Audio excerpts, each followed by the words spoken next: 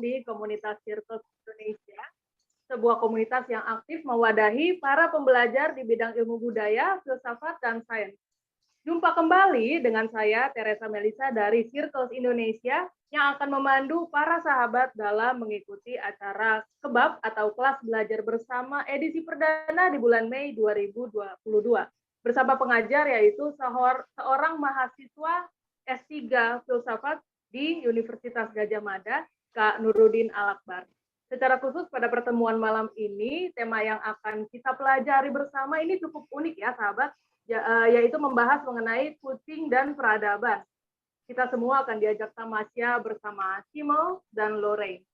Sebelum kami lanjutkan ke sesi berikutnya, kami ingin mengucapkan terima kasih berlimpah kepada Kak Nurudin selaku pengajar yang telah berkenan di tengah kesibukannya untuk dapat menyediakan waktu dan memberikan materinya kepada para sahabat di komunitas Circles, dan pastinya juga kepada para sahabat sekalian. Terima kasih atas dukungan kehadirannya sehingga acara kelas belajar bersama pada malam hari ini dapat terselenggara.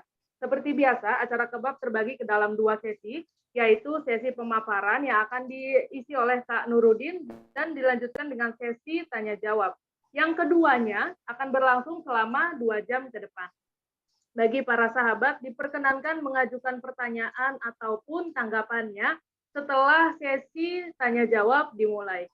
Dan bagi para sahabat yang ingin menghidupkan kamera, tentu boleh saja, namun mohon diingat agar tertib baik audio maupun visual. Baik sahabat Circles, dengan ini sesi pemaparan kelas belajar bersama edisi Mei 2022 kami mulai. Ini dia Kak Nurudin Al-Akbar. Ya, terima kasih Mbak Teresa atas pengantarnya. Mungkin sebenarnya tema malam hari ini sebenarnya lebih kepada tema yang santai saja. Ini juga sebenarnya hasil pembacaan yang tidak sengaja menemukan sebuah buku gitu, dan saya pikir ya menarik untuk di-sharingkan. Dan sebenarnya ini sudah sebelum puasa ya, rencananya mau dipresentasikan, cuman ya akhirnya ya sekarang. Sebentar saya share screen sebentar.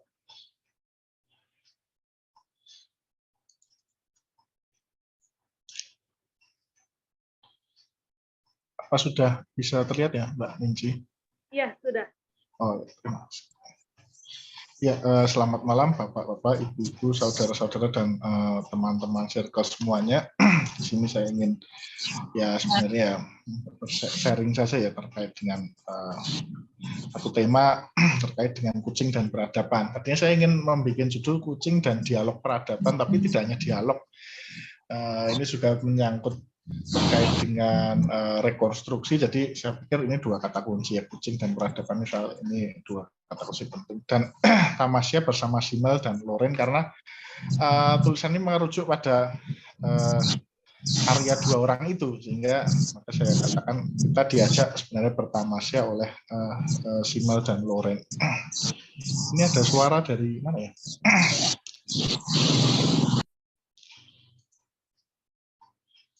Sebentar. Sudah penuh ya gambarnya ya? Sudah Kak, sudah ya, full screen. Ya. Ya, jadi ini karya 2 orang itu. Sebenarnya Lorraine itu kan fotografer ya. Jadi nanti di sini mungkin saya akan menampilkan sejumlah fotonya, karena bagi fotografer itu gambar bisa lebih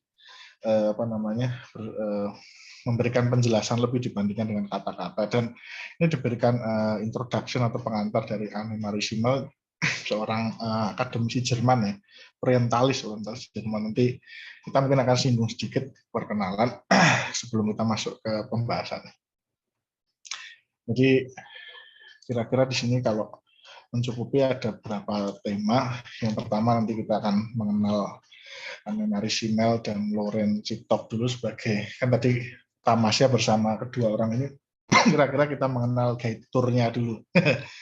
Jadi kemudian nanti kita akan beralih ke kucing dan peradaban. Kita akan mendengarkan kisah dari Simel, dan kemudian dilanjutkan dengan Tamasya menyusuri jejak peradaban kucing, khususnya nanti di Kairo, karena buku ini kan ditulis secara khusus ketika dia tinggal di Mesir ya, Kairo bersama Citok, fotografer tadi. Dan mungkin nanti ini bisa nanti kalau ada waktu nanti kita bisa memperkaya dengan refleksi dari karyanya Sam Stoll. Jadi ini terkait dengan apa kucing itu sebagai subjek peradaban atau bukan. Jadi selama ini kan kita memahami bahwa manusia itu yang menjadi subjek satu-satunya. Apakah kucing juga ini? Jadi karya Sam Stoll itu dia kira-kira akan menjelaskan tentang ada sejarah-sejarah itu yang sebenarnya kalau dipahami secara lebih detail itu melibatkan kucing gitu.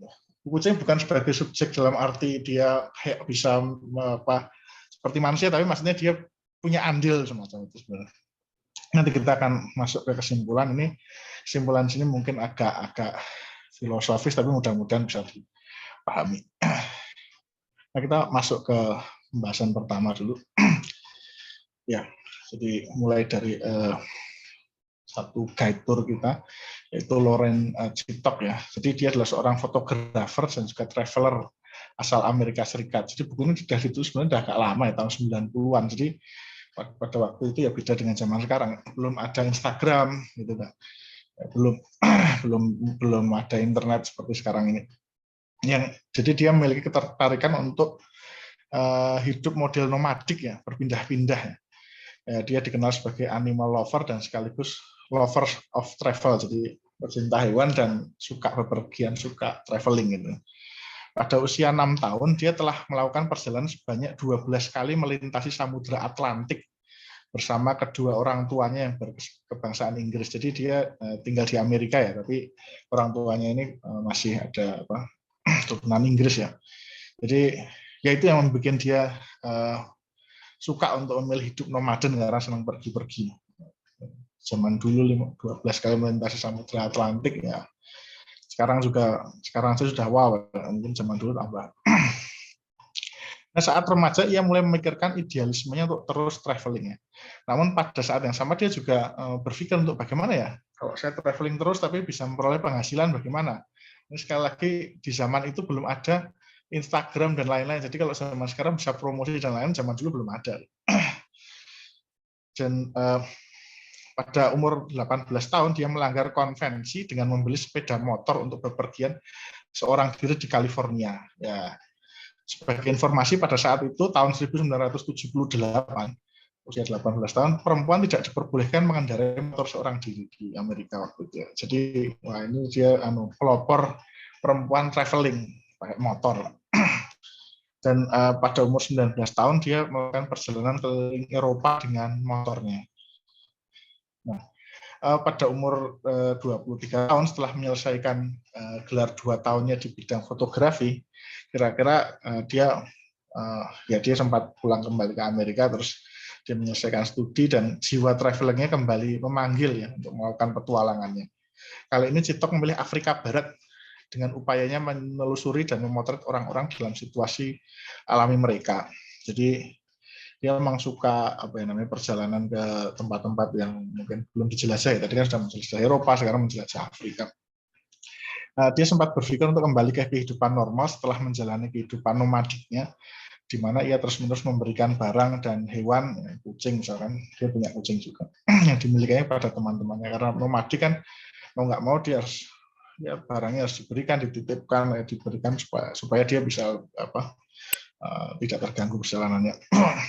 Nah, saat kembali ke Amerika Serikat lagi, dia menempuh kehidupan kampus dengan mengambil gelar BA ya di bidang Liberal Studies di University of the Pacific ya, berlokasi di California, tempatnya dia lahir.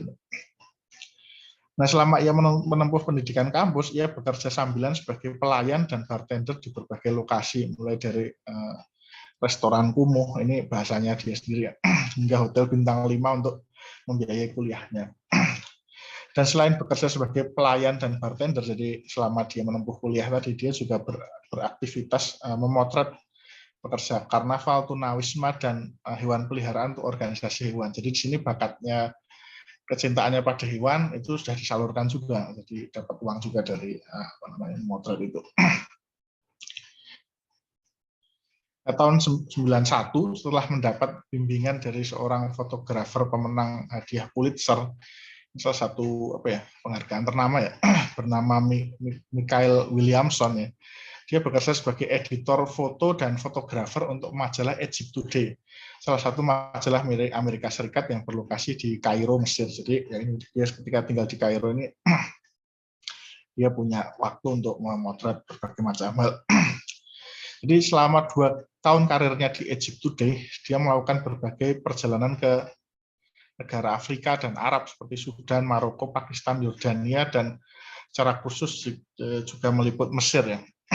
Jadi, dia ditugasi memotret berbagai tokoh dan event seperti memotret mantan presiden, operasi jantung terbuka. Jadi ya bakatnya disalurkan di sinilah dia bisa traveling sambil kerja gitu kan. Sekaligus juga misalkan meliput sutradara dan aktor film Mesir terkemuka.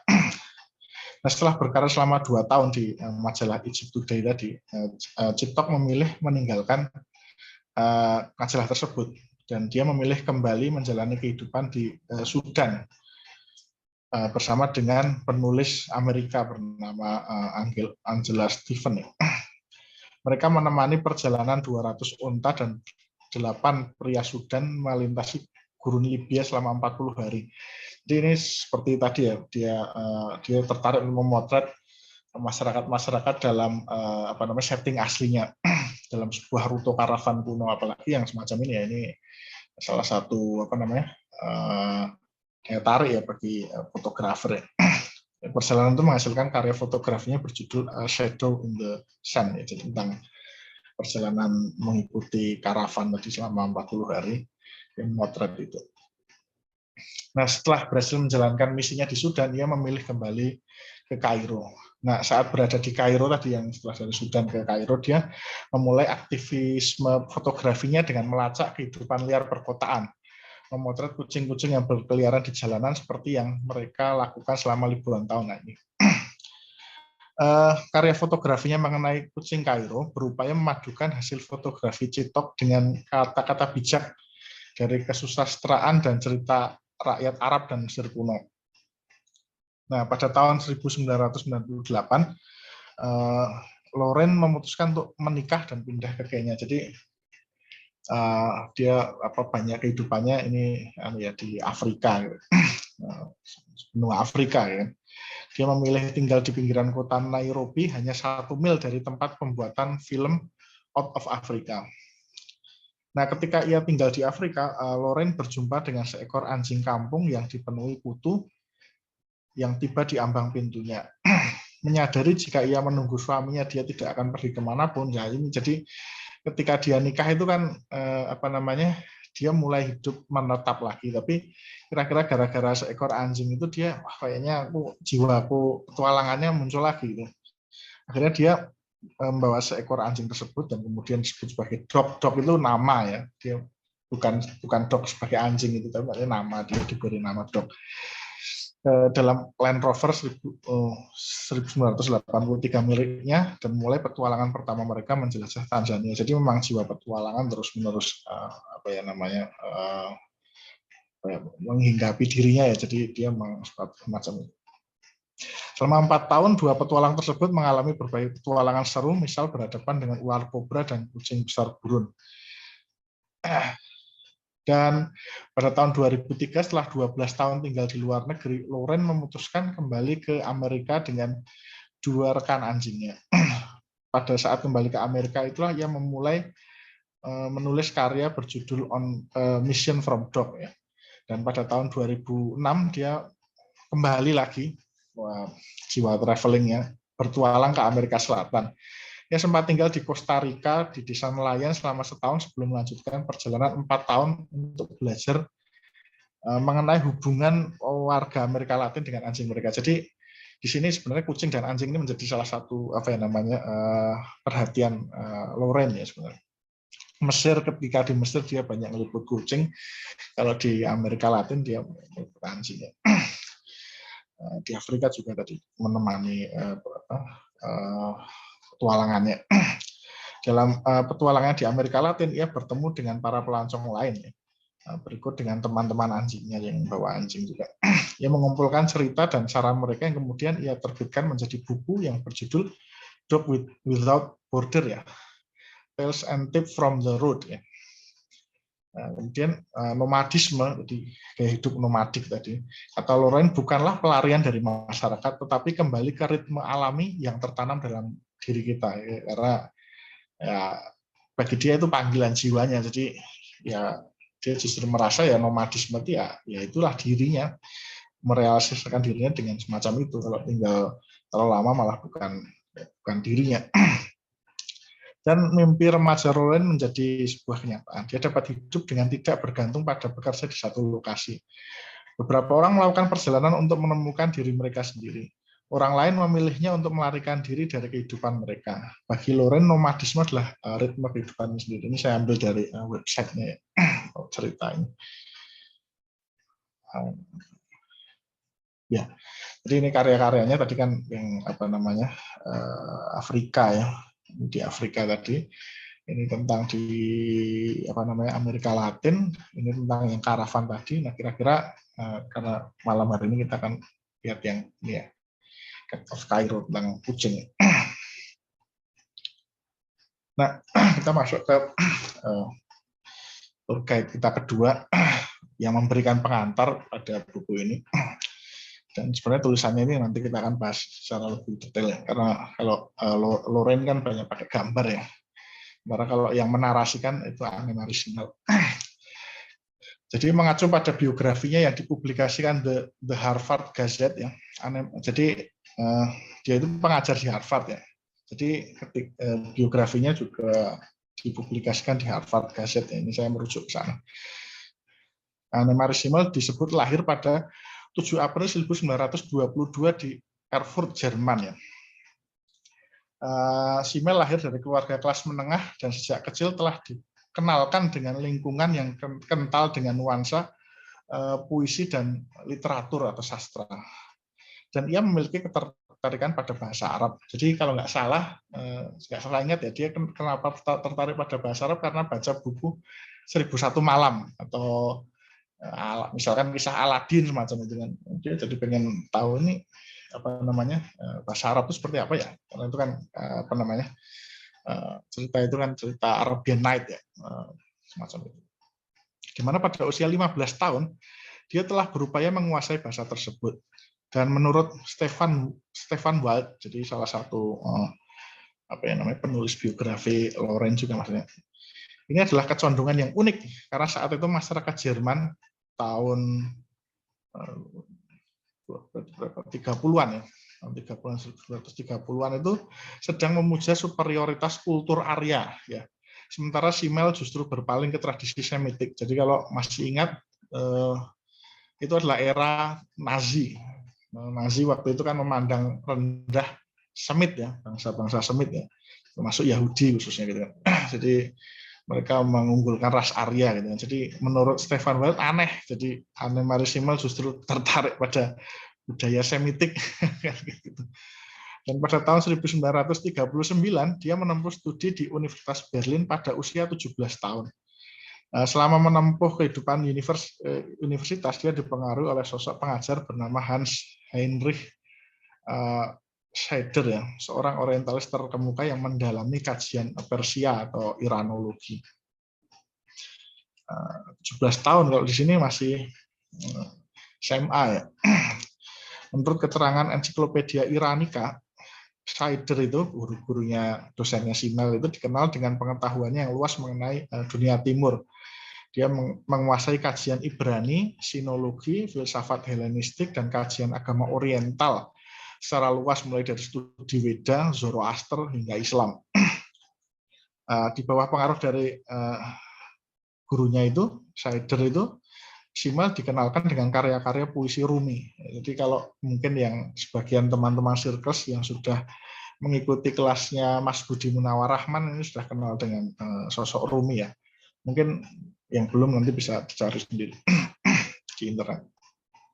Dikatakan bahwa pada saat membaca Rumi itulah Simmel berasa bagi terkena kilatan cahaya dan memahami secara intuitif pesan-pesan filosofis dari karya Rumi tersebut. Nah, nantinya Simmel itu menjadi salah satu pengkaji Rumi dan juga muridnya Iqbal. Jadi Rumi itu di era modern punya murid tanda kutip ya, karena nggak pernah ketemu, tapi Iqbal memang merasa Rumi sebagai gurunya. Itu paling otoritatif di dunia. Jadi salah satu pengkaji paling otoritatif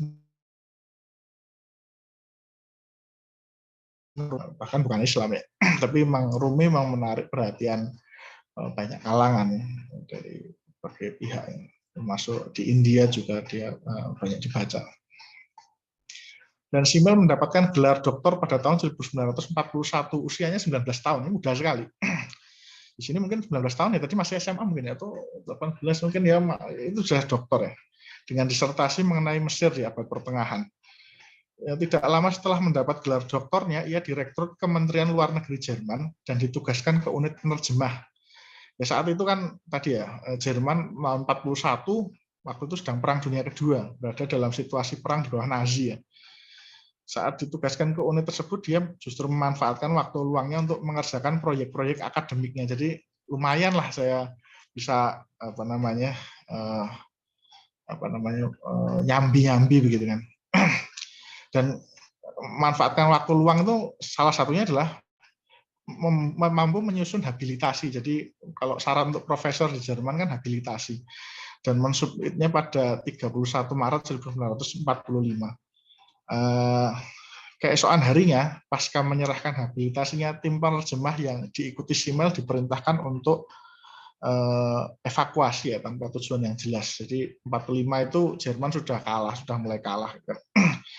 Pada 20 April, rombongan tersebut dicegat tentara Amerika di wilayah Saksoni, Jerman, ya, dan kemudian dikirim ke Marburg ya, untuk diasingkan. Dan pada 8 Mei 1945, Perang Dunia berakhir ya, dengan kekalahan Jerman. Saat itulah para internian sipil atau warga sipil yang ditahan selama perang, berarti kan dia juga warga sipil ya, itu berinisiatif untuk mendirikan Camp University ya, untuk melanjutkan kegiatan akademik pasca perang. Dan waktu itu Simmel diminta untuk menyampaikan kuliah perdana tentang studi Islam ya. Jadi dia ngajar itu dengan duduk di atas ranjang rusun. Jadi ya kan di camp itu kan ada kasurnya kan naik gitu kan. Jadi dia ya disitulah duduk di atasnya sambil yang lain mendengarkan. Jadi waktu perang dia bisa menyusun habilitasi. Jadi macam itu. Nah, satu hal yang menggembirakan ketika tentara Amerika berhasil satu hal yang mengembirakan ialah Amerika berhasil menyelamatkan kopi dari habilitasinya kan. Waktu itu Jerman banyak dibom dan lain-lain, banyak dokumen yang hilang. Nah, itu ternyata bisa diselamatkan sehingga dia bisa mempertahankan habilitasi di Universitas Marburg ya. Dan pada Januari 1946 dia menyampaikan pidato profesornya dengan judul The Main Representative of Islamic Mysticism. Jadi karena dia tadi banyak dipengaruhi studi Rumi ya, jadi dia banyak mendalami soal Islam juga. Jadi dia profesor usia 23 tahun, masih sangat muda sekali. Ini mungkin apa ya usia profesor ya? 40 lebih mungkin.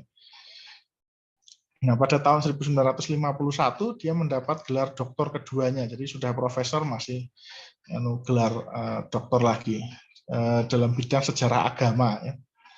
Dari Fakultas Teologi Protestan di Marburg. Jadi di tempatnya dia mendapat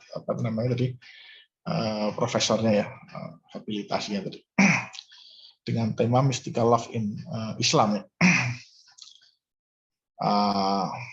ya. Jadi di gelar doktor kedua pun dia berkenalan dengan Friedrich Hiller, jadi pembimbing doktoralnya, dan kemudian dia menuliskan karya ya tentang fenomenologi, studi fenomenologi tentang Islam pada gurunya tersebut. Jadi dia memang produktif ya. Masih muda, usia 23 tahun, karyanya banyak. Dan pada tahun 50-an, Simmel melakukan sejumlah perjalanan ke Turki ya.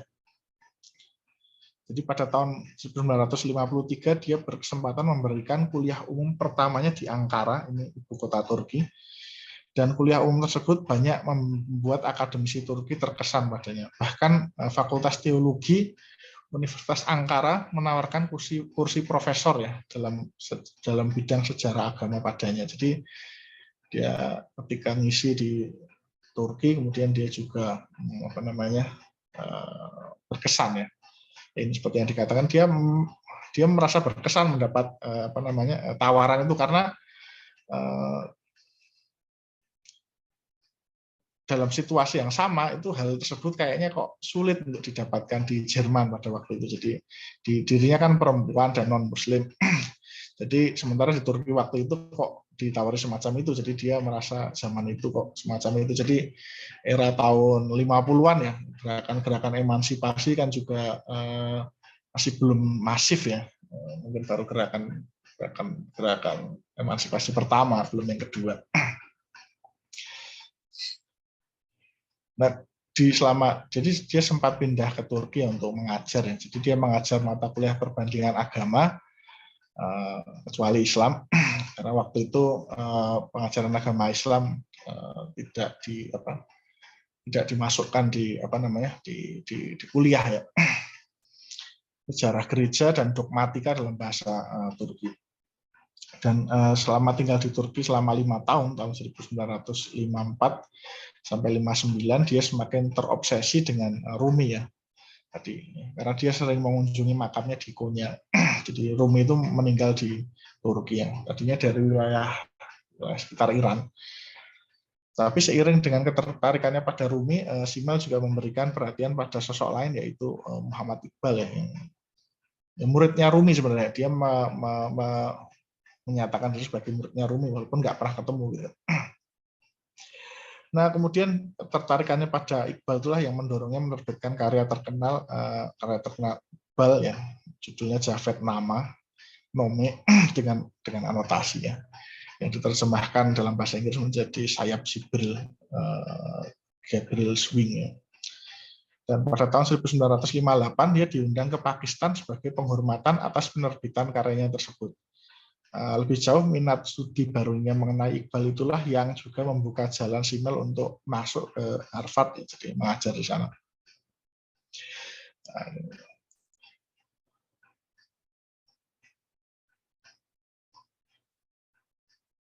Ya, ini sebenarnya agak panjang, jadi kita singkat saja.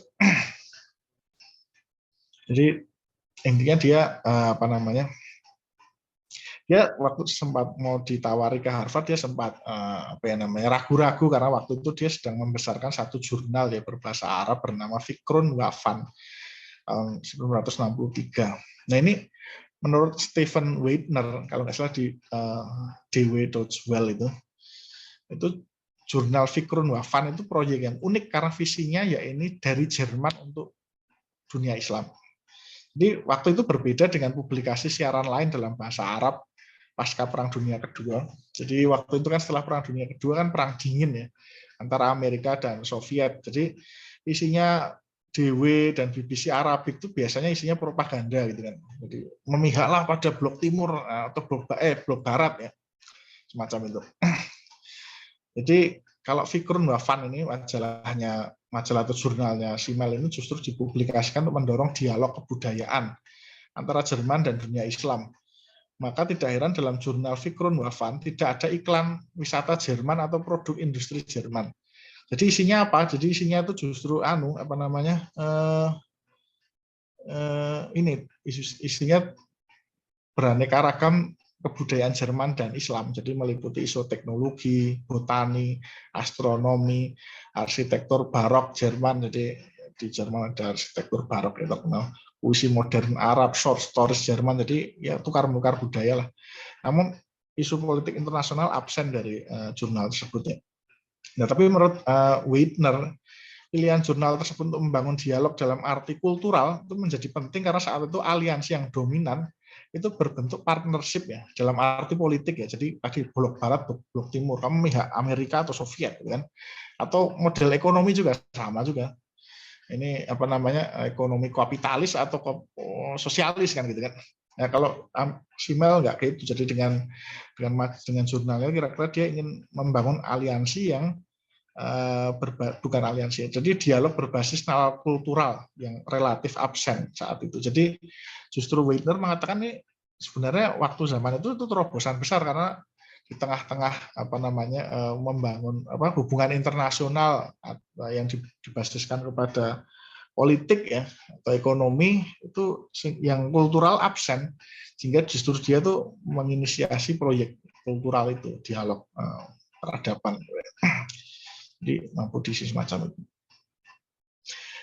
Ketika 67, ketika akhirnya dia menerima, setelah ya tadi dia agak bimbang tuh karena saya masih ngurus jurnal itu, tapi akhirnya dia menerima juga karena didesak ya. Dan tahun 70-an 70 dia mendapat posisi profesor di Harvard secara penuh. Jadi tahun 7 masuk, 70 jadi profesor. Dan selama menjadi pengajar di Harvard sebenarnya dia hanya mengampu kelas tuh nggak lama. Maksudnya tuh setahun itu ya cuma dikit lah pada semester musim semi saja. Sedangkan pada musim gugur dia terbang ke Pakistan untuk melakukan riset. Jadi memang Harvard menugaskan begitu. Jadi ya, kalau ada yang nonton film Indiana Jones itu kira-kira gitu. Dia di Indiana Jones itu kalau di kelas itu ya sebentar. Dia lebih banyak riset gitu kan. Ini kira-kira Simal juga semacam itu. Nah, sering menulis dia riset tentang Iqbal ya, muridnya Rumi. Ya. Jadi dia sampai mendapatkan kehormatan untuk dipakai untuk jalan di Lahore. Dan selain jalan ya, menurut Burzin Umar ya, salah seorang penulis biografinya, juga orang Pakistan itu juga sudah menyediakan kalau mau berminat dikebumikan di sini gitu kan. Di makamnya itu waktu itu disediakan di wilayah Malki atau di wilayah Pakistan. Dan masih menurut Wakmar ya, Goethe Institute kalau di Indonesia kan Jakarta, itu di wilayah Pakistan di Lahore itu namanya sampai diganti karena orang Pakistan itu senang dengan Anne-Marie Simmel, namanya menjadi Anne-Marie Simmel House. Jadi bukan Goethe Institute, itu malah namanya nggak, jadi namanya jadi Anne-Marie Simmel. Bahkan karena dia dikenal punya relasi yang erat dengan masyarakat Pakistan, maka Simmel dipercaya menemui Presiden waktu itu Herzog pada tahun 1995 ketika berkunjung ke Pakistan, karena Herzog merasa kayaknya ini bisa jadi tour guide saya kan, lebih kenal Pakistan dari orang Jerman yang lain gitu kan. Nah ini kira-kira ini ya apa namanya Anne-Marie Simmel House ini semacam itu. Ini sebagai timbal baliknya sebenarnya di Jerman Muhammad Iqbal namanya sudah diabadikan ya di, saya lupa di mana, salah satu kota. Nah ini sebenarnya lebih pada serba-serbi sih. Jadi kalau waktu di Harvard dia juga sebagai nggak hanya sebagai dosen, sebenarnya dia dianggap sebagai ibu gitu kan dari mahasiswanya. Jadi banyak yang curhat gitu kan untuk meminta masalah pribadi, dan cara mengajarnya itu unik gitu. Salah satu cara mengajarnya, jadi dia suka memegang dompet gitu ya, terus kemudian mengajar dengan mata tertutup. Jadi kayak cerita itu loh, kayak orang cerita itu sambil. Dan meskipun dia mengajar dengan model yang unik tersebut, Simmel mengakui bahwa dia bisa saja mengajar dengan atau tanpa manuskrip ya. Dia juga bisa mengajar dengan mata terbuka dalam berbagai bahasa, Jerman, Inggris, Turki, tanpa manuskrip dia bisa ya mengajar gitu tanpa manuskrip, dia bisa ngomong sambil pakai bahasa Jerman, Inggris, Turki karena dia lama di Turki, dan Arab, Persia, Perancis, dan Urdu kalau dengan manuskrip. Jadi dia akan menjelaskan apa namanya buku apa, kemudian dengan manuskrip dia bisa mata tertutup dan semacam itu. Nah juga dia juga bisa berbicara tadi mengisi kelas dengan tenang dalam 10 bahasa yang berbeda dengan tanpa persiapan.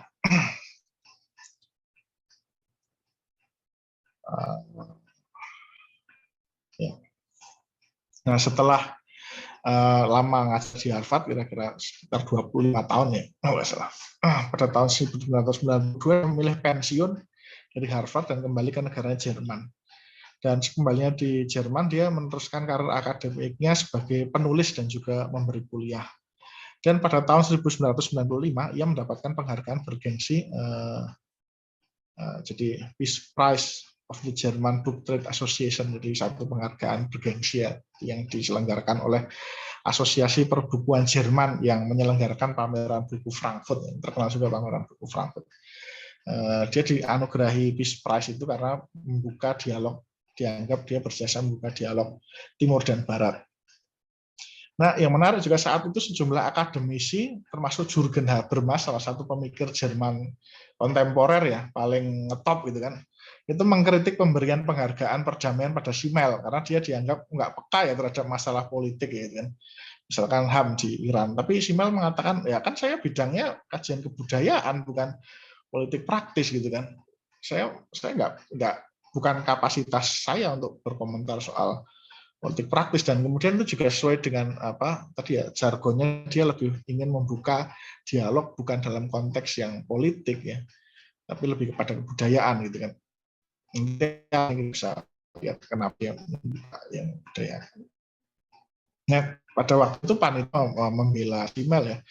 Alasannya ya kontribusi Simmel justru memberikan gambaran dunia timur yang secara lebih luas ya, sehingga dunia timur tidak terasosiasikan melulu dengan kekerasan dan konflik. Jadi ya waktu perang dingin kan apalagi ya, sehingga apa namanya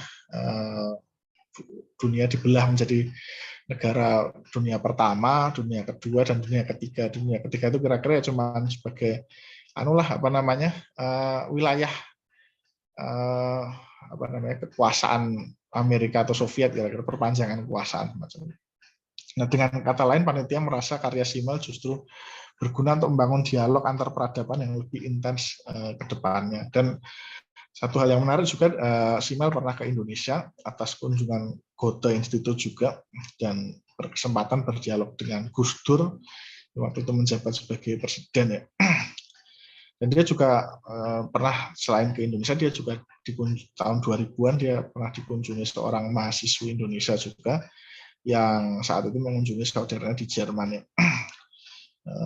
Jadi selain dia ke Indonesia, dia juga dikunjungi mahasiswa Indonesia. Jadi yang terekam kira-kira ada mahasiswa yang mengunjungi dia karena mengaku kagum. Tapi apa namanya, apakah ini hanya sekali atau ada banyak mahasiswa lain dari Indonesia juga nggak terlalu tercatat.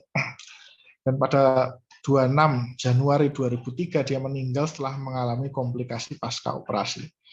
Jadi dia tidak memiliki anggota keluarga secara langsung, dia nggak punya suami, dia nggak punya anak, tapi dia punya seorang anak sepupu yang sangat dicintainya.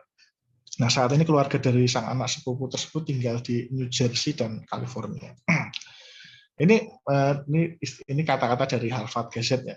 Jadi meskipun dia tidak memiliki keluarga langsung, namun keluarga besar itu dalam arti bukan keluarga yang basisnya darah ya, tapi basisnya pada apa namanya pada kekaguman pada karya-karya itu begitu mengenang kepergiannya.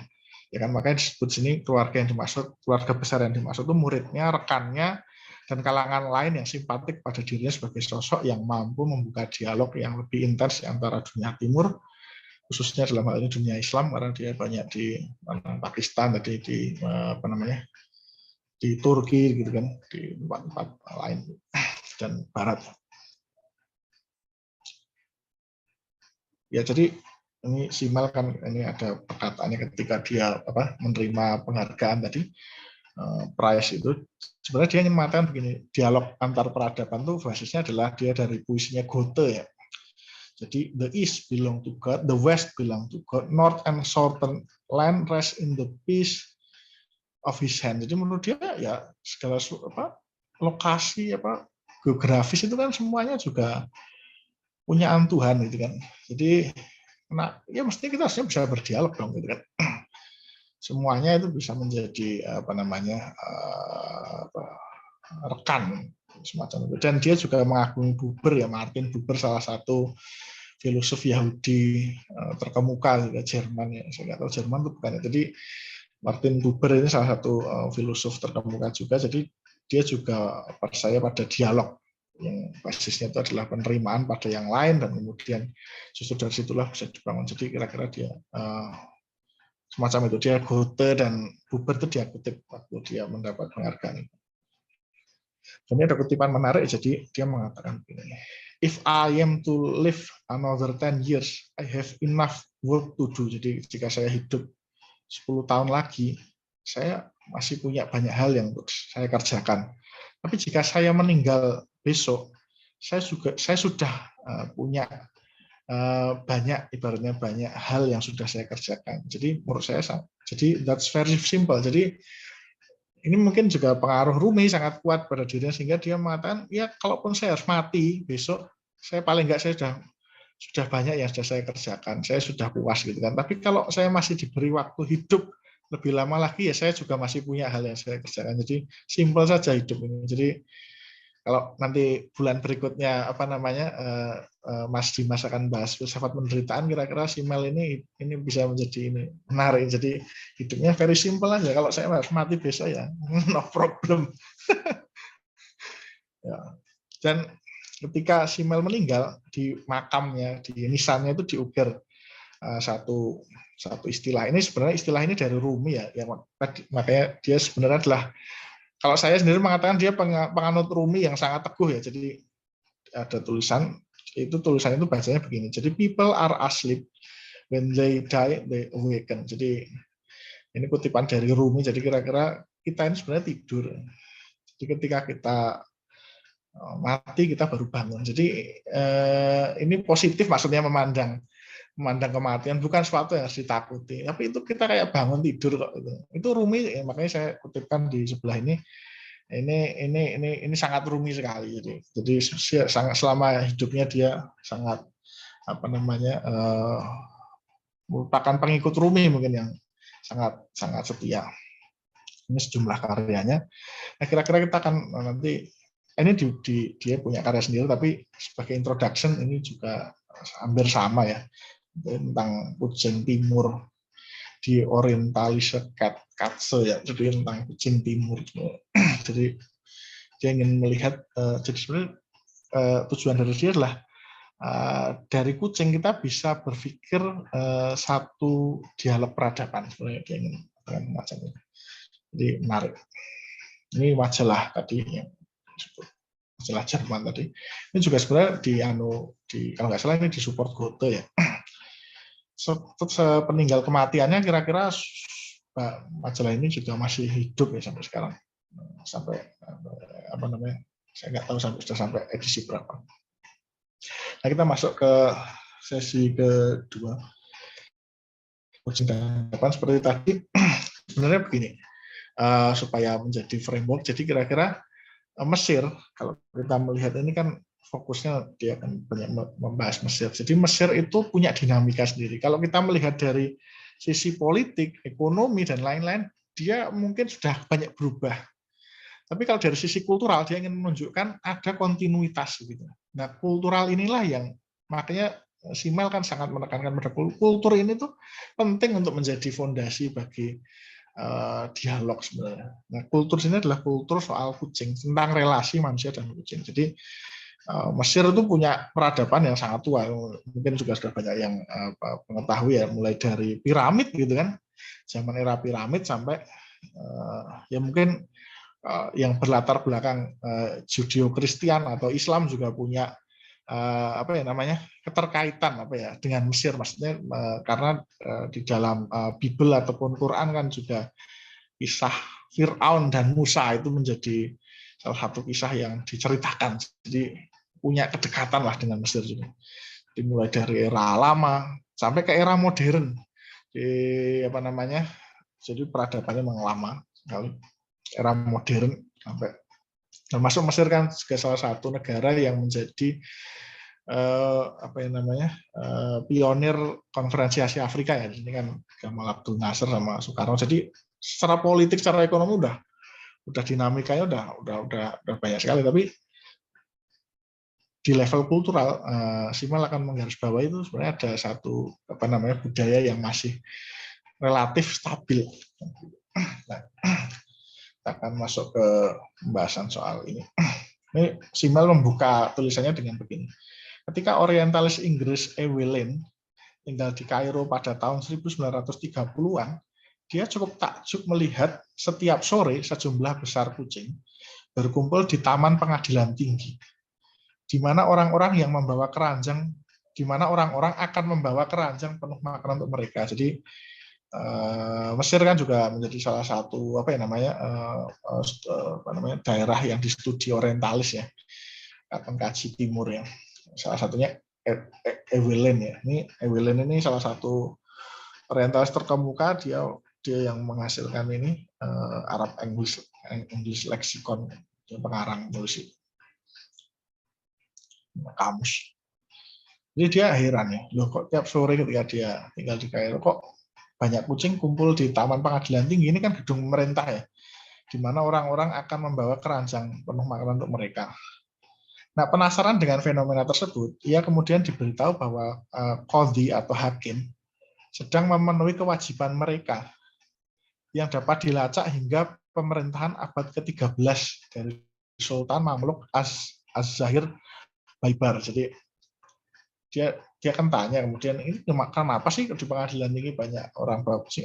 Itu karena itu tradisi sejak abad 13. Jadi hakim itu sedang memenuhi kewajiban mereka, ya sudah dirintis sejak zaman Sultan Mamluk gitu. Mamluk itu nama kerajaannya.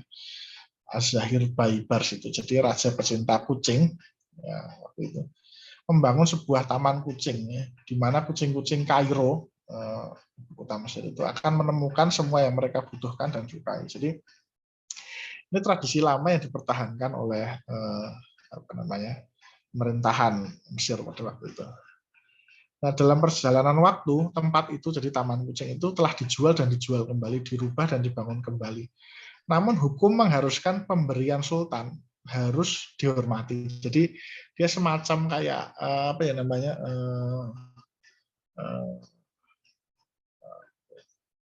wakaf gitu. Jadi diwakafkan untuk kucing gitu. Jadi harus dihormati, dan siapa yang lebih baik dari hakim untuk melaksanakan wasiat raja. Jadi kehakiman yang dia ibaratnya diberikan otoritas untuk memastikan bahwa wasiat itu dilakukan.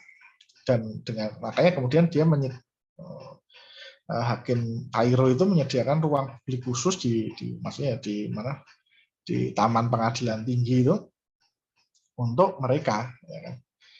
Dan tradisi ini berlanjut hingga hari ini menurut Simel ya, di mana para pengunjung kota Kairo akan sadar akan banyaknya kucing-kucing di jalanan Kairo maupun di kota-kota negara Islam lainnya ya, semacam Istanbul, Kairouan ini ya maksudnya, Damaskus dan banyak kota-kota lainnya.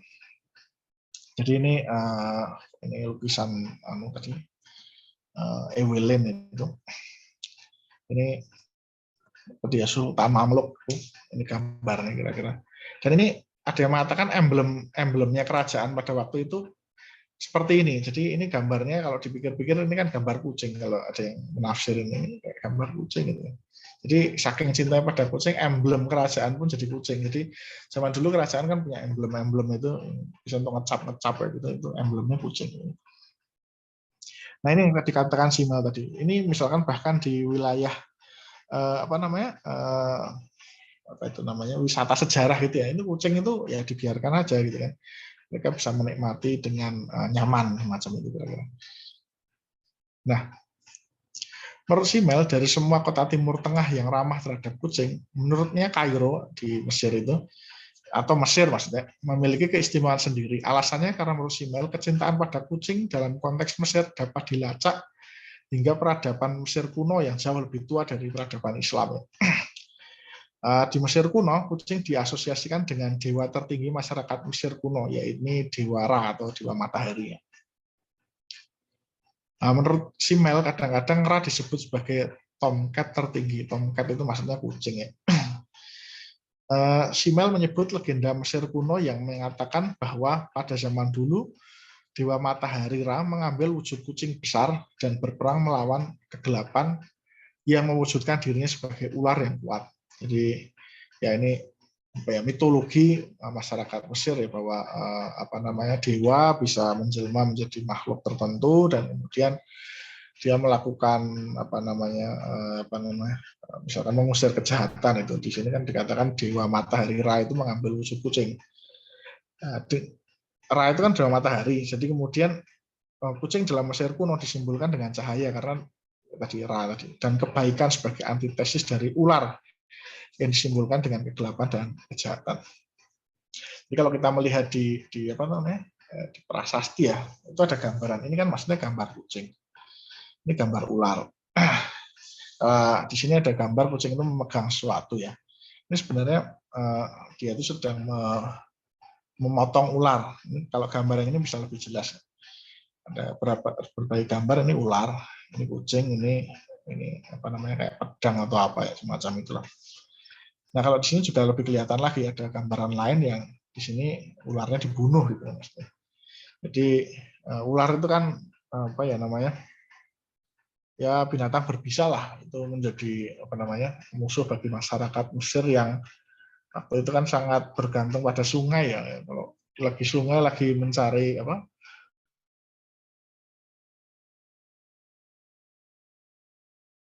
ya apa namanya mereka jadi apa membahayakan kan macam itu. Nah ini kalau ini gambaran tadi ya kucing tadi dikaitkan dengan diwara yang cahaya. Ini kan gambar matahari sinarnya. Dan kadang-kadang juga ada yang juga semacam ini. Kita lihat ini kan belakangnya itu kan matahari. Jadi kucing diasosiasikan dengan cahaya gitu kira-kira. Nah, selain diasosiasikan dengan Ra, menurut Simel, masyarakat Mesir kuno juga mengasosiasikan kucing dengan Dewi Bastet ya, yang digambarkan berkepala kucing. Jadi Dewi Bastet sendiri memiliki kedudukan yang tinggi dan dapat disandingkan dengan Dewi Sehmet ya, yang digambarkan berkepala singa. Jadi ini ya masyarakat Mesir kuno itu kan punya banyak mitologi ya, termasuk dewa-dewi ya. Jadi ada Dewi Bastet itu kan, ini yang digambarkan kepalanya kucing, juga ada Sehmet yang digambarkan berkepala singa. Jadi kucing itu karena dia apa diasosiasikan dengan dewa dewi itu kan berarti adalah satu apa namanya penghormatan yang sangat tinggi. Nah, lebih jauh Simel menyebut bahwa kuil Bastet tadi, kuil Dewi Kucing tadi, itu terletak ada kuilnya maksudnya di Bubastis ya, di delta Sungai Nil ya, ditandai dengan layanan pada para kucing. Jadi ya itu tadi apa namanya apa di situ menjadi kayak kalau zaman sekarang ya semacam tadi apa namanya rumah kucing begitu kan, dikhususkan untuk merawat kucing.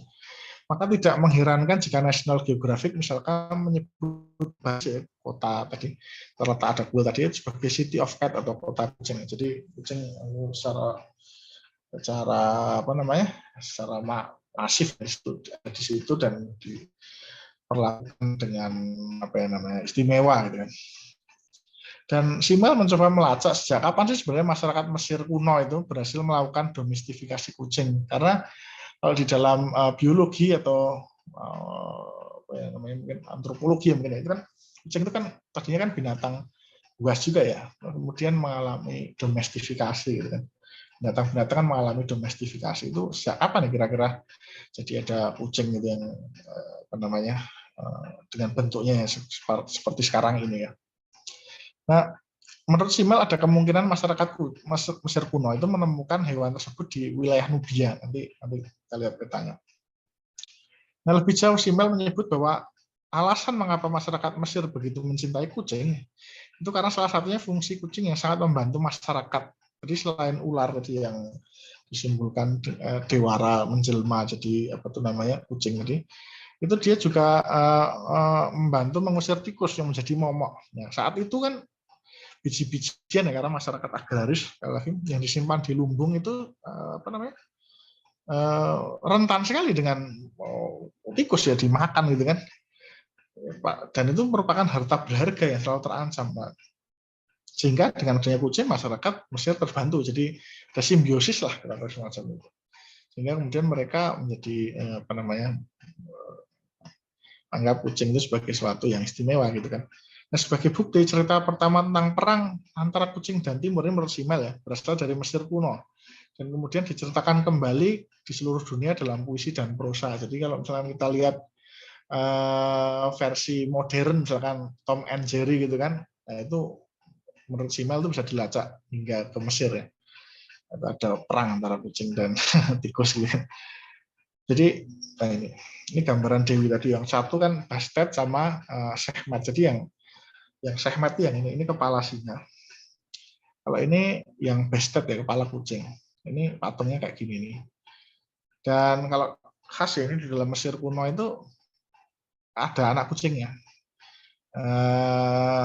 Kalau di mana? Di yang singa ini nggak ada.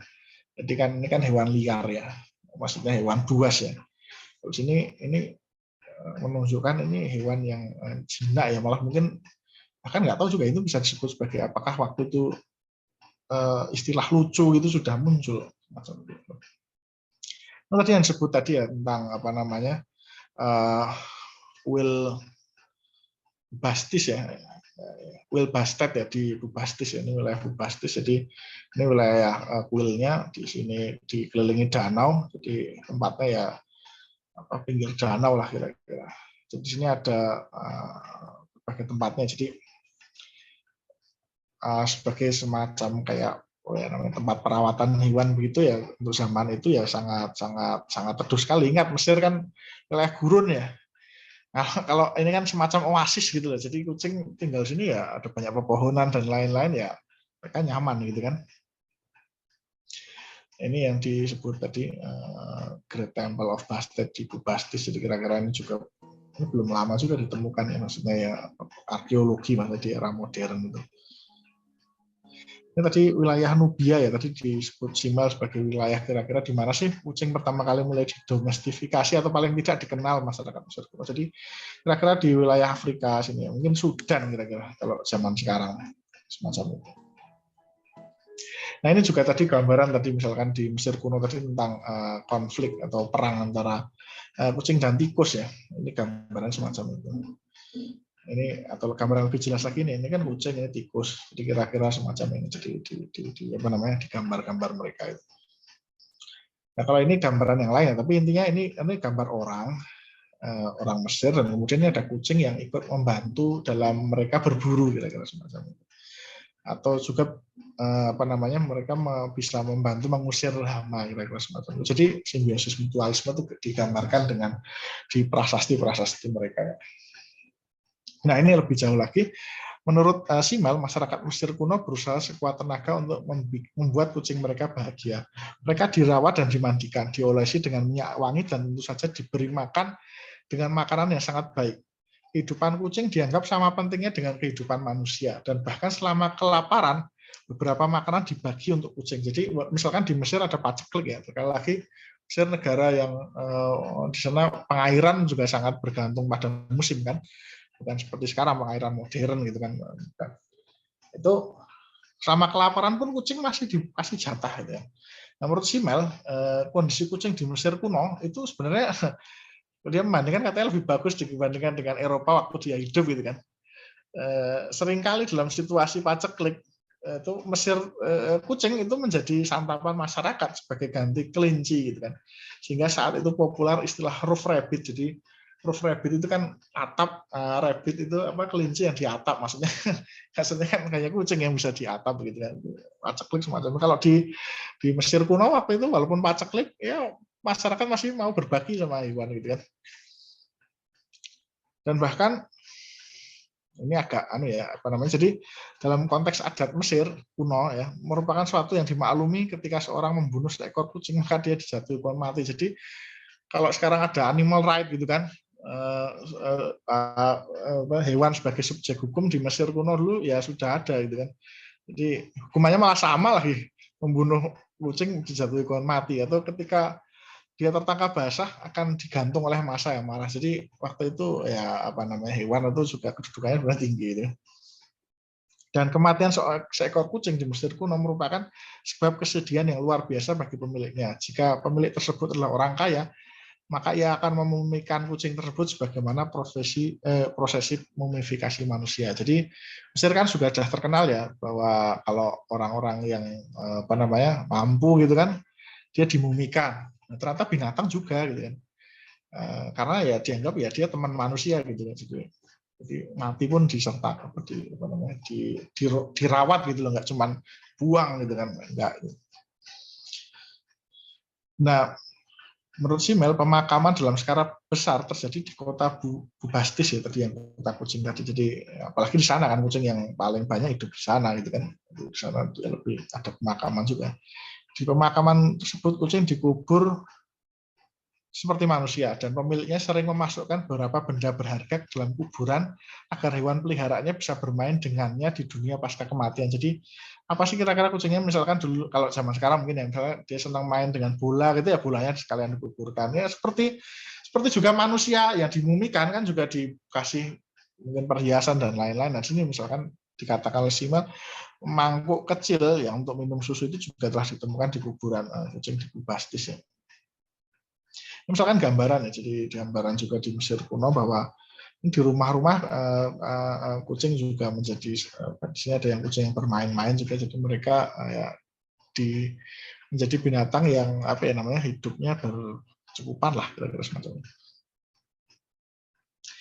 Ini kan juga gambar ya, gambar dari prasasti itu, jadi kucing di bawah seorang apa namanya, perempuan maksudnya. Jadi dia ya seperti kucing-kucing zaman sekarang itu yang kadang-kadang suka di bawah kursi gitu. Jadi ini gambar-gambar di Mesir menunjukkan kucing itu sebagai hewan yang penting gitu. Karena digambar, kalau nggak digambar berarti kan nggak penting. Jadi dia bisa hidup bersama manusia dengan harmonis gitu kan. Ini gambaran yang lebih jelas. Yang duduk pun sebenarnya dia sedang dikasih makanan, ini kan kayak makan ikan ya. Jadi semacam itu ya. Jadi dia mendapat tadi. Nah, masuk juga ini tadi yang saya bahas tadi, banyak patung-patung itu gambarnya kucing dan anaknya. Jadi Simel nggak menjelaskan tentang ini, tapi saya juga bertanya-tanya juga, ini apakah konsep apa ya namanya, kayak kelucuan atau semacam itu apa sudah muncul juga zaman itu? Mungkin bisa menjadi ini juga pertanyaan lebih lanjut ya. Ini gambar buatan patung seperti ini banyak. Nah ini tadi ya, Simel membandingkan, jadi kira-kira bahkan di tahun 54 ya, jadi ketika apa namanya di Jerman segala itu kadang-kadang kucing dan anjing itu masih digunakan sebagai makanan untuk apa namanya, kalau apa namanya ada kelaparan dan lain-lain. Jadi menurut dia ya harusnya masyarakat Jerman dalam hal ini bisa belajar lah dari Mesir kuno waktu itu. Jadi seperti misinya tadi yang mendorong dialog peradaban. Jadi ini tidak hanya di Jerman, ini di Inggris juga ada, misalkan seperti ini masuk menjadi tema di Charles Dickens, tapi kita nggak akan bahas. Ini kira-kira tadi ya di kuburan yang di apa di kuil tadi di Bubastis itu, jadi ada di sini ya, di sini untuk penguburan kucing tadi semacam. Nah, satu hal yang menarik menurut Simel ya, pasca peradaban Mesir kuno runtuh, namun rasa cinta masyarakat Mesir terhadap kucing terus berlanjut. Terlebih bagi Simel, Islam yang menjadi fondasi peradaban baru Mesir juga menganggap kucing sebagai hewan yang istimewa, sehingga kultur ramah Mesir tersebut terus terpelihara. Jadi seperti yang tadi dikatakan tadi, kalau dalam bidang politik ekonomi mungkin silih berganti ya, tapi di sini dalam bidang budaya Simel sedang mencoba menjelaskan ya, ternyata ada kontinuitas nih dari Mesir kuno yang apa namanya basisnya pada dewa-dewa ya, kemudian ke era Islam pun masih berlanjut begitu kan. Jadi kulturnya lebih kuat sebenarnya untuk karena bertahan itu dibanding dengan ekonomi atau politik. Nah, di sini menurut Simel ya, pengaruh Islam pada cara pandang masyarakat terhadap kucing itu signifikan. Karena menurut Simel dalam sejarahnya, suku Badui itu yang suku apa ya namanya, nomadik ya, tidak menyukai kucing. Sebagaimana tercermin dari aneka cerita dan peribahasa asal Badui. Ya, tadi Simel kan juga pengkaji Timur Tengah secara umum, jadi dia kajian-kajian yang kayak apa namanya cerita-cerita lisan itu dia juga sangat apa namanya menguasai ya. Jadi menurut Simel, cara pandang negatif semacam ini tidak dapat dipisahkan dari status masyarakat Badui yang hidup mengembara nomadik ya. Mereka tidak memiliki lumbung atau tempat lain untuk menyimpan makanan. Maka mereka tidak membutuhkan bantuan binatang yang dapat menakut-nakuti atau memakan tikus yang rakus. Bahkan di dalam menurut Simel ya, di dalam keyakinan masyarakat Badui ada keyakinan tentang hul. Hul itu kayak setan di padang pasir gitu. Jadi biasanya mengganggu pengembara. Jadi kalau di sini mungkin kayak apa ya? Ya kayak kalau misalkan lewat tol atau apa biasanya yang kayak gitulah, semacam kayak apa ya, istilahnya itu apa, penunggu jalan atau apa macam itu. itu sering dianggap muncul dalam bentuk kucing untuk menakuti unta. Jadi kucing dipersonifikasikan dengan hal yang jelek gitu kan, di masyarakat Baduy. Tapi menurut Simmel, sejak pengaruh Islam pada abad 7 dan 8, kucing diasosiasikan sebagai sahabat pria dan wanita yang saleh. Dan mereka dicintai oleh akademisi dan ulama tidak hanya karena kecantikan dan keanggunannya, tapi karena tujuan praktis. Jadi menurut Simmel, jadi pasca pengaruh Islam gitu kan pada masyarakat Arab gitu kan, kucing menjadi diasosiasikan dengan sahabat pria dan wanita yang saleh gitu kan. Dan ya alasannya dua, jadi tidak hanya karena tujuan, jadi karena kecantikan dan keanggunannya satu hal itu sisi estetik ya, tapi juga untuk tujuan praktis. Jadi dua hal ini tampak gitu ya, semacam itu. Ini gambaran ya, pertama di hulu itu seperti apa, jadi kayak gini, kayak apa ya, sini kayak mungkin kayak buto ya. Jadi kalau pengembara gitu kan melintasi gitu kan, ada ditakut-takuti gitu. Jadi salah satu bentuknya itu kucing katanya. Ya tadi pasca pengaruh Islam pada masyarakat Baduy tadi, Simmel mengatakan penyair dan sastrawan Arab itu menulis eulogi atau pujian atau sanjungan, jadi semacam kayak puisi tapi bentuknya sanjungan pada kucing mereka atau menggambarkan mereka dalam kalimat-kalimat yang agung. Salah satunya karena mereka melindungi perpustakaan mereka yang berharga dari serangan tikus. Ini tadi ya, kucing punya sisi praktis tadi ya. Jadi dia membantu manusia. Nah, sebagaimana ada di Mesir pasca tersebarnya Islam di wilayah Timur Tengah dan juga subkontinen India menumbuhkan kultur yang menghargai kucing secara tinggi. Jadi di sini tidak hanya di wilayah Mesir dan Timur Tengah saja, tapi sudah masuk ke subkontinen India yang lebih luas. Kultur baru tentang relasi manusia dan kucing. Menurut Simmel, misalnya nyawa kucing selalu dianggap berharga di seluruh dunia Islam ya. Di Turki, denda berupa membangun masjid tidak cukup untuk menebus pembunuhan seekor kucing. Pembunuhan sini maksudnya pembunuhan sengaja, bukan nabrak begitu, bukan. Maksudnya ada kan orang-orang yang menyiksa binatang gitu kan. Nah, itu kalau ketemu gitu kan, wah itu katanya dendanya disuruh bangun masjidnya belum cukup, jadi besar. Ini menurut Simmel gitu ya. Mungkin di zaman apakah zaman sekarang masih ada, saya juga nggak tahu. Di Bengal itu di India ya, hanya 11 pon komoditas yang paling berharga yaitu garam. Jadi waktu itu di India ya, makanya waktu itu Mahatma Gandhi juga ya tentang menghasilkan garam. Garam itu berharga. Itu sekitar 11 pon komoditas garam itu setara dengan uang darah yang dapat diterima untuk kematian seekor kucing. Jadi maksudnya kucing itu nggak sembarangan bisa dianiaya gitu, apalagi dibunuh gitu kan. Itu hukumannya besar. Ini kan gambaran ya tadi, misalkan di kultur baru itu misalkan kucing ya dibiarkan aja ketika ada pengajian itu paling nggak majelis gitu, dia dikasih tempat duduk, kasih tempat yang nyaman semacam itu. Ini juga banyak gambar-gambar semacam itu ya.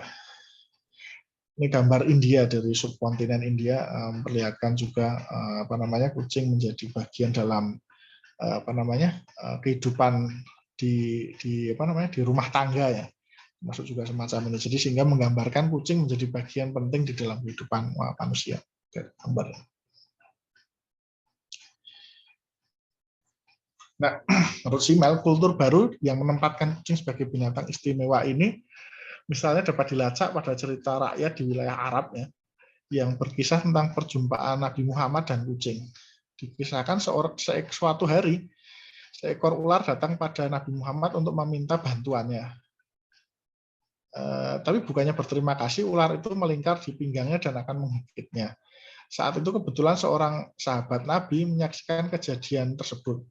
Jadi pria yang dikenal dengan nama Abu Hurairah. Jadi ini salah satu sahabat ya, pengikut Nabi Nabi Muhammad yang terkemuka itu ada yang namanya Abu Hurairah. Abu Hurairah itu kalau diterjemahkan artinya ayah dari anak kucing.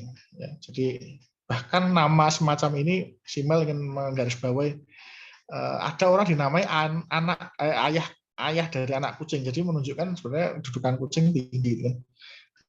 Ya, alasannya selalu membawa kucingnya di dalam tas. Kalau sekarang mungkin banyak ya kita lihat di Instagram atau di TikTok gitu kan, orang backpacker bawa tas ada kucingnya gitu ya, kira-kira mungkin gambaran semacam itu.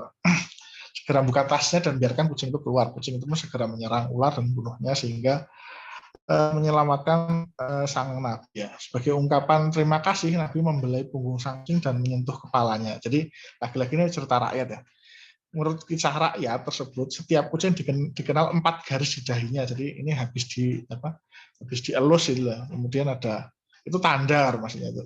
Itu anu ya, itu cuma kisah rakyat saja, tapi Simel kalau dalam berbagai kesempatan pidato kadang-kadang dia sering mengutip kisah ini. Jadi ini menunjukkan kucing itu punya sebagai kultur baru, dia punya kedudukan yang tinggi gitu. Dalam tradisi rakyat yang lain disebutkan bahwa Nabi Muhammad memotong lengan bajunya karena dia harus bergerak untuk persiapan sholat dan dia tidak ingin mengganggu kucingnya yang sedang tidur di lengan bajunya. Jadi sholat kan ada sujud dan lain-lain, ini kucingnya supaya tidak terganggu ya dipotong gitu kan. Dan tidak hanya dari cerita rakyat, Simel memaparkan dalam fikih atau hukum Islam itu kan disebutkan bahwa kucing adalah hewan yang suci, maka walaupun dia minum dari air dalam sebuah mangkuk, air tersebut masih dapat digunakan untuk wudhu dalam sholat. Dan ini sekali lagi ingin menunjukkan kucing sebagai hewan yang diterima gitu. Nah, makanya karena statusnya sebagai hewan yang suci, keberadaan kucing banyak ditemukan di tempat ibadah di wilayah Islam ya. Bukan hanya karena mereka berjasa mengusir tikus, tapi juga karena para orang saleh itu, khususnya dalam tradisi sufistik ya, mistik gitu kan, berpikir bahwa kucing itu sendiri melakukan wudhu. Jadi kalau kucing jilat-jilat itu oleh tradisi sufistik itu dianggap itu sedang wudhu gitu kan.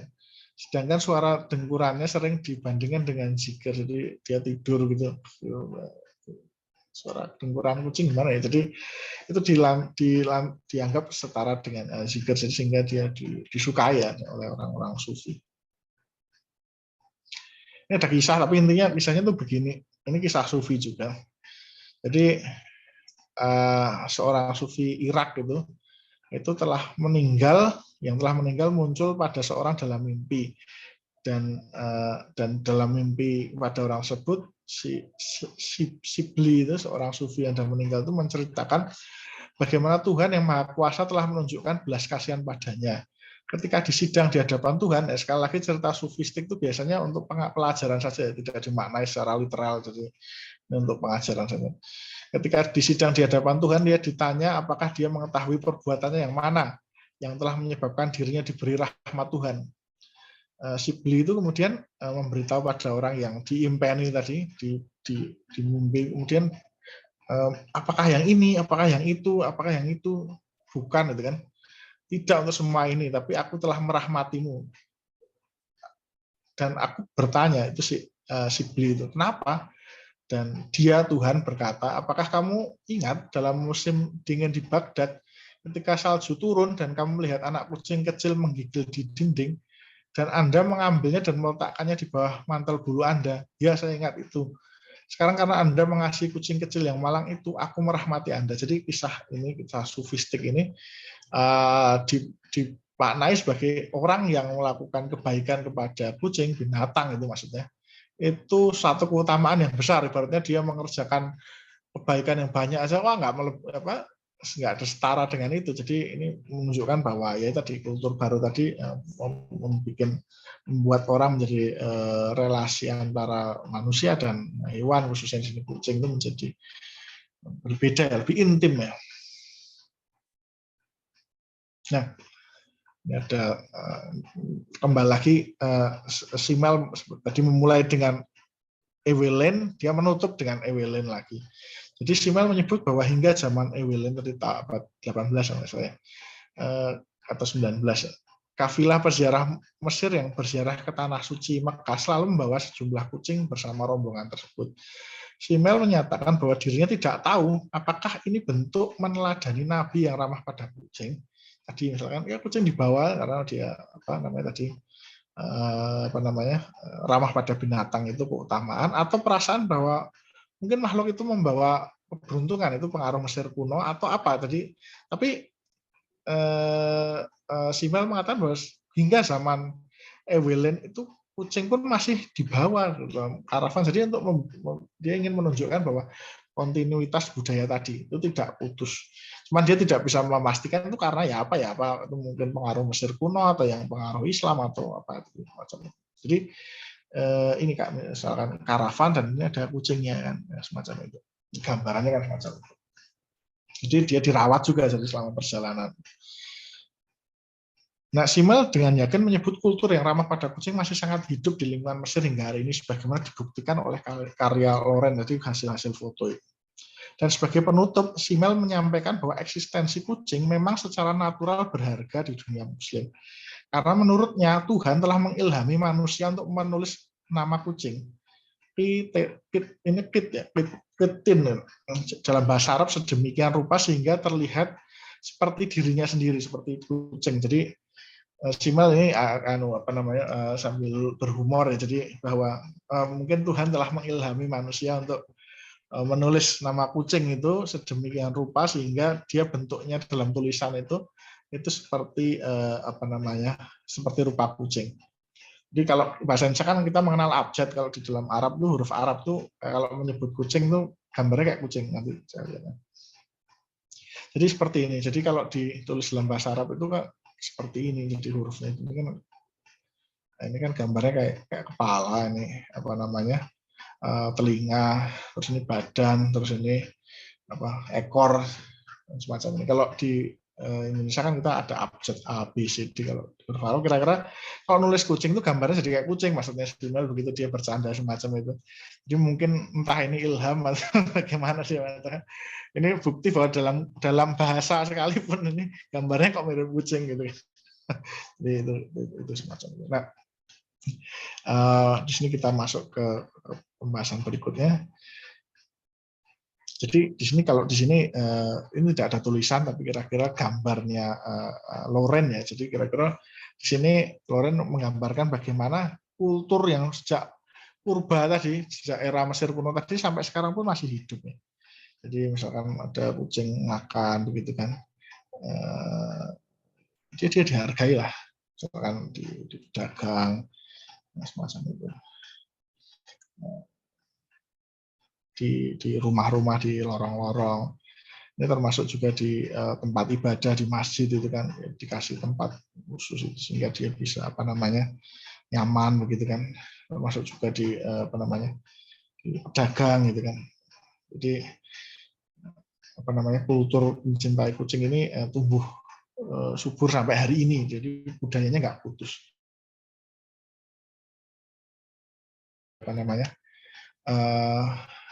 Dagang juga pedagang sayurnya, ada kucing gitu kan. Masuk juga ini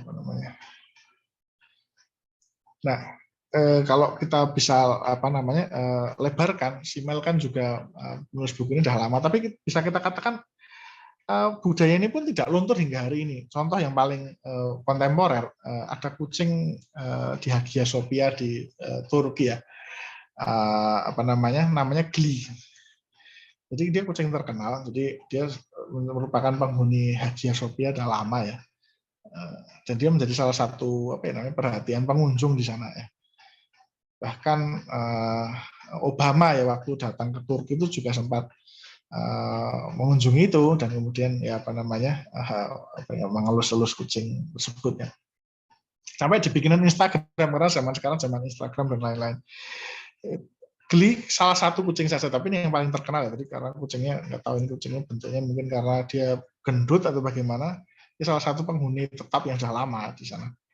Dan ketika Gli meninggal, mati gitu kan. Umurnya 16 tahun gitu kan, dia semacam itu, dia sampai di sini ini gubernur Istanbul, gubernur itu sampai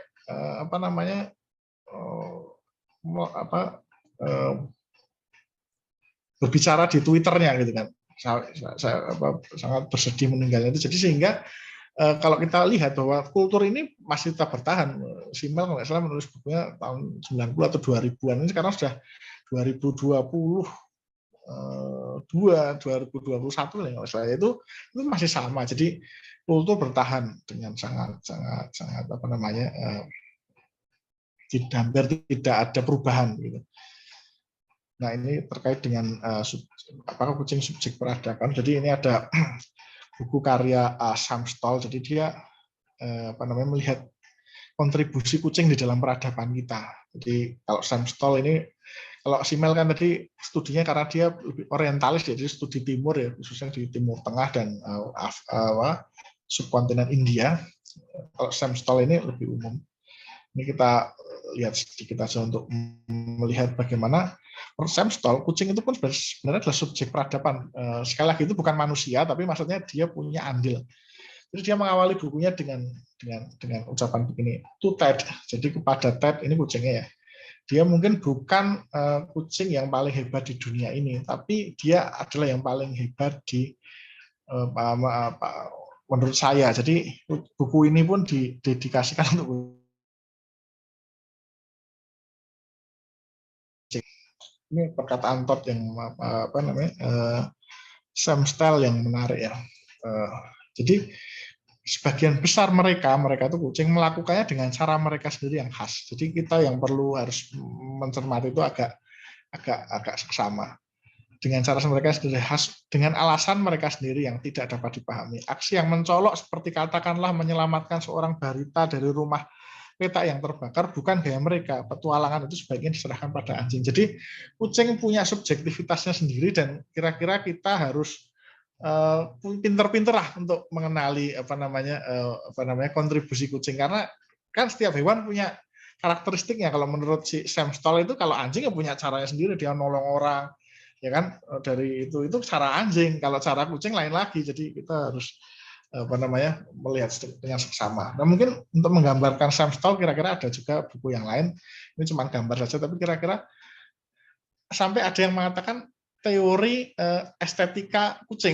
Jadi kalau kita melihat seni kucing itu gimana sih? Jadi kita ya harus berusaha menyelami kucing. Mereka itu punya estetika loh. Tapi kalau kita memahaminya dengan lebih baik gitu kan. Kalau enggak nanti cuma kelihatan kayak coretan. Jadi sampai seperti ini ya. Makanya saya sebut di sini itu sebagai ini adalah modelnya Husserl. Jadi bagaimana kita melakukan intensionalitas pada sesuatu, pada objek di luar diri kita, sehingga kita bisa melihat mereka apa adanya. Jadi tidak kan harusnya mengukir sejarah kan begini, enggak, kita harus melihatnya dengan gaya mereka sendiri.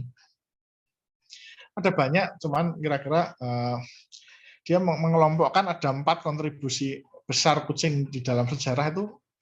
Kategori pertama adalah dia menjadi sumber inspirasi bagi majikannya. Misalkan contohnya Katarina itu kucingnya Edgar Allan Poe. Dia menginspirasi majikannya untuk menulis novel tentang kucing, Black Cat atau apa, nanti ada gambarnya. Jadi dia menginspirasi seorang penulis terkenal. Nah, ini sebenarnya Edgar Allan sama kucing gitu menulis gitu. Jadi ada sumber inspirasi. Yang kedua, kategori kedua adalah dia pionir atau penemu tanpa menyadarinya. Jadi Snowball ini nama kucing lagi, dan kriminal forensik. Jadi dia itu adalah menemukan sesuatu, melakukan satu transformasi begitu tanpa dia sendiri sadar. Jadi kriminal forensik waktu itu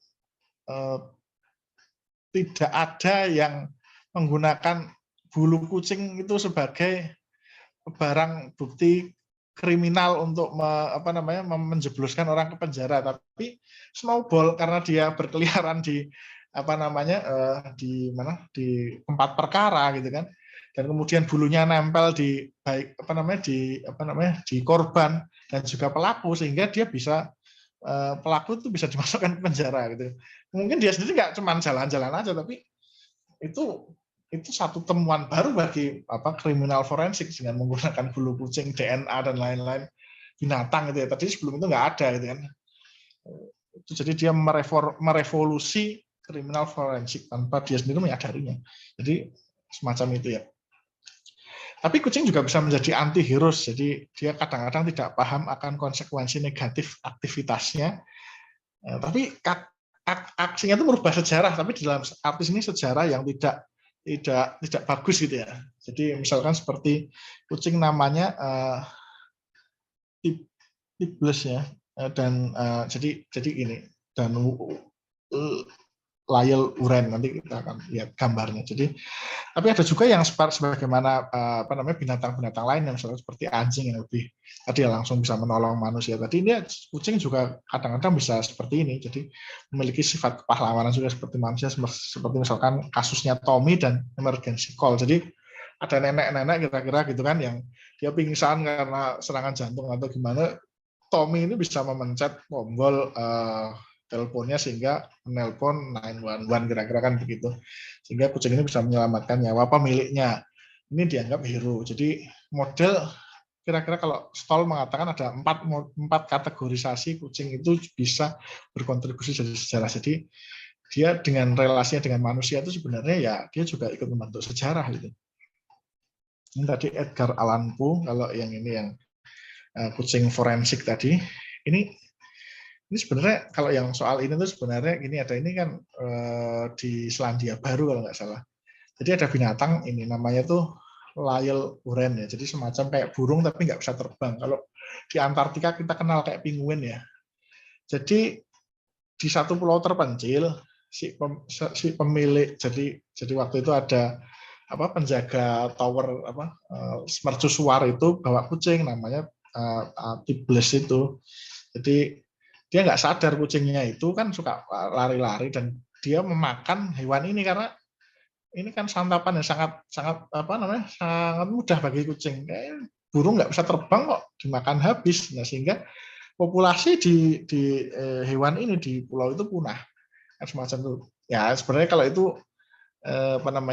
si Sam Stoll bilang itu sih sebenarnya salah pemiliknya aja, harusnya pemiliknya ngerti kalau bahwa kucing itu ya jangan seenaknya dilepas tanpa dia sendiri menemaninya begitu. Tapi dia bisa ini bisa dalam arti yang negatif ya. Dan ini contoh ya kucing bisa menelpon 911 ini kasus yang khusus tapi Sam Stoll mengkategorikan seperti itu. Nah mungkin masuk ke kesimpulannya. Satu statement di awal buku Loren itu dan yang diberikan pengantar oleh Annemarie Simmel itu kiranya dapat menjadi penutup dari pembahasan ini.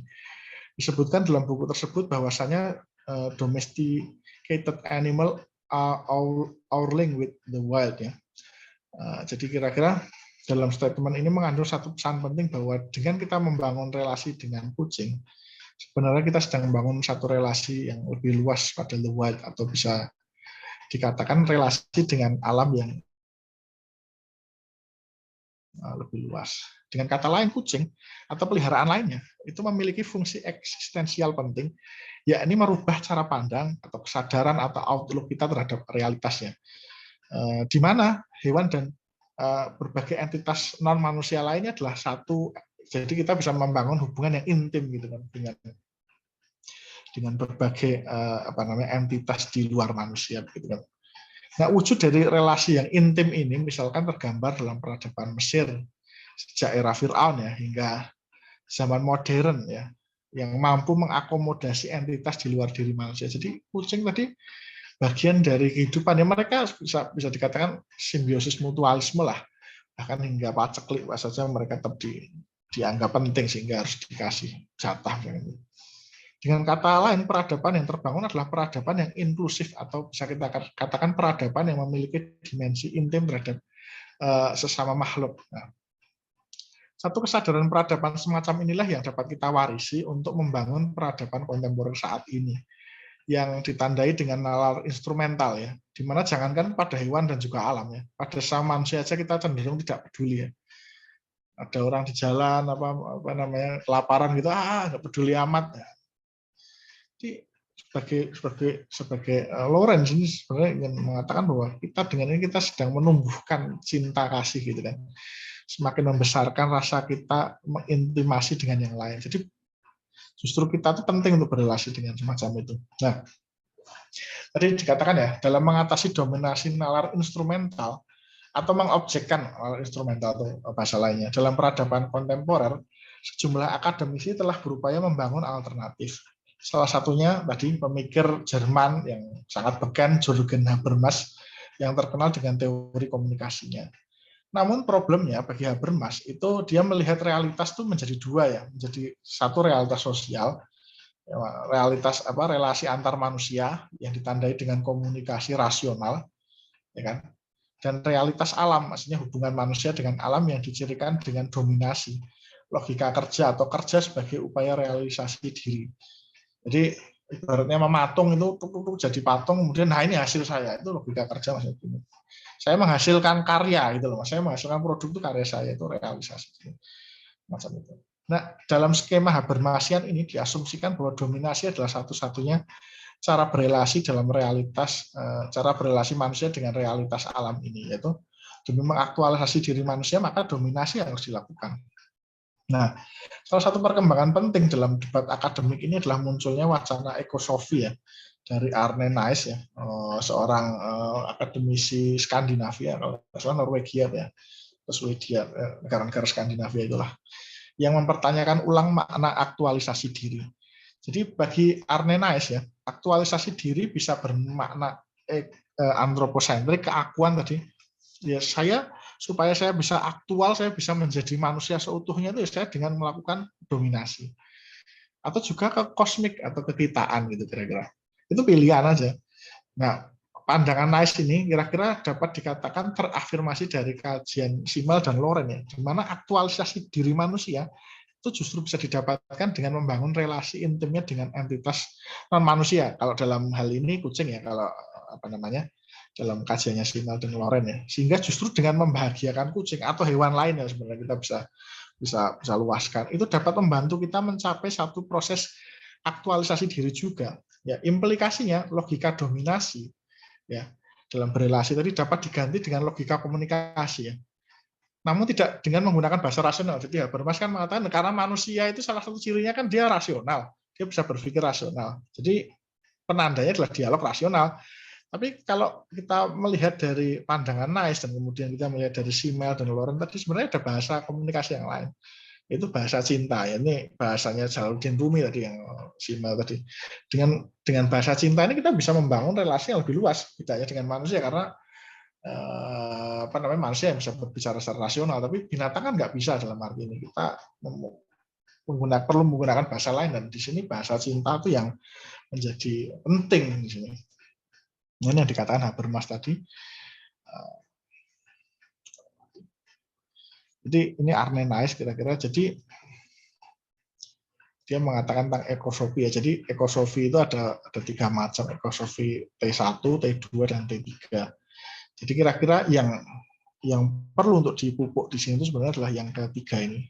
Jadi tidak hanya kita berpikir tentang I, diri saya, atau berpikir tentang we gitu kan, ya yang manusia saja lah. Tapi aktualisasi diri itu adalah we. Jadi kita sebagai satu satuan di bumi ini, ya kan, di semesta ini dengan makhluk apapun. Jadi disinilah bahasa cinta itu bisa bermain gitu kan. Karena kalau hanya bahasa rasional hanya mentok di sini gitu kan. Kalau bagi Simmel, maka dia sangat suka dengan Rumi yang menekankan pada bahasa cinta dibandingkan dengan dia orang Jerman ya. Jerman sangat rasional, Kant dan lain-lain semacam itu. Nah, ini tadi bahasa cinta tadi dikatakan aktualisasi diri dengan kita membangun relasi dengan non manusia dengan berbasis cinta itu sebenarnya kita sedang mengaktualisasi atau memberikan hal yang positif bagi diri kita sendiri. Misalkan ini bahasa yang sangat menarik ya. True stories of cat we rescue. Jadi cat yang kucing yang kita selamatkan dan kucing yang menyelamatkan kita. Jadi relasinya timbal balik, kita menyelamatkan kucing tapi kucing juga menyelamatkan kita. Maksud juga ini the healing power of the human animal connection. Jadi sebenarnya dengan kita tadi berrelasi semacam itu kita justru balik ke diri kita sendiri. Kita semakin teraktualisasi diri sebagaimana tadi kata Naes ya kan. Sebagaimana juga kita melihat di Loren dan kemudian di Simmel juga semacam itu. Jadi mungkin itu yang bisa saya sampaikan. Terima kasih.